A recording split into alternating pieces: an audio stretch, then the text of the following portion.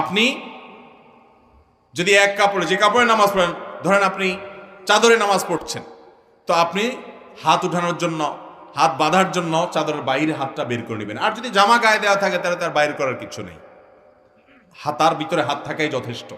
কিন্তু চাদরের ভিতরে যদি আপনি নামাজ পড়েন বা আপনি বড় কোনো কাপড়ে নামাজ পড়েন, তাহলে সেক্ষেত্রে শীতের জন্য ভিতরে ভিতরে আপনি সেরে ফেললেন, হাতটার বাইর করলেন না, নামাজ হয়ে যাবে, কিন্তু এটা মাকরু এবং অনুচিত কাজ। শীতের সময় এই কাজটা অনেক বেশি হয়ে থাকে, এটা লক্ষ্য রাখতে হবে। এটা 6 নম্বর মাসআলা। 7 নম্বর মাসআলা হলো, শীত একটু বেশি হলে, গরমের সময় দেখা যায় গরম একটু বেশি হলে কিছু মানুষ দেখবেন যে শীতের মা বাপ 14 গোষ্ঠী তুলা গালি দেয়। দেখছেন আপনারা?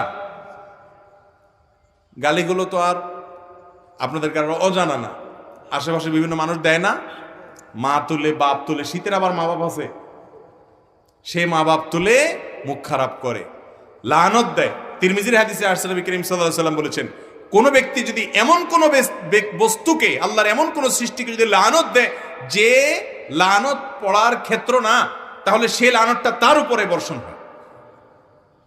ভাইরা আমার আগের বক্তা আলোচনা করছেন রাগ দমন করা নিয়ে। এসব ওয়াজ হয় না আজকাল, দরকারি ওয়াজ ভাই। রাগ দমন করতে হবে। অনেক নামাজি মানুষ কিন্তু বদমেজাজি আছে না নাই? দাড়িওয়ালা মানুষ সবই ঠিক আছে মাশাআল্লাহ, মেজাজটা এত বিশ্রী যে একজন ইমানদার এত বিশ্রী আচরণ হওয়ার কথা।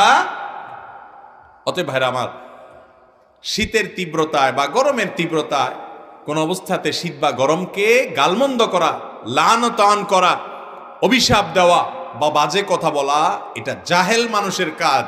ইমানদার তো শীত যত তীব্র হবে তার জাহান্নামের কথা তত বেশি স্মরণ হবে, সে তত আরো ভালো কথা বলবে, আরো বিনম্র হবে, আল্লাহর কাছে পানা চাইবে, বাজে কথা বলবে না। আল্লাহ তাআলা আমাদের সবাইকে এই শীতের মৌসুমে আল্লাহকে সন্তুষ্ট করার মতো আমলগুলো করে যাওয়ার তৌফিক দান করুন।